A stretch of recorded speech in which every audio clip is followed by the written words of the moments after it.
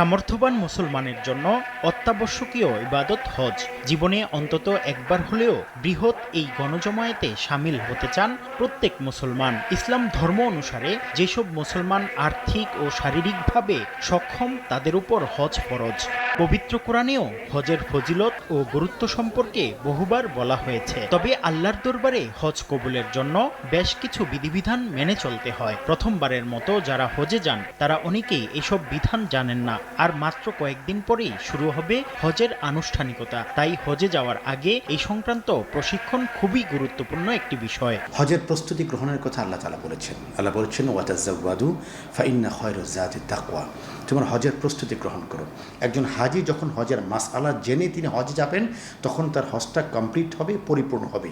এই জন্য আমি মনে করি প্রত্যেকজন হাজির জন্য হজের ট্রেনিং গ্রহণ করা অত্যন্ত জরুরি এবং আবশ্যক। প্রশিক্ষণের মাধ্যমে মুসল্লি হজের ফরজ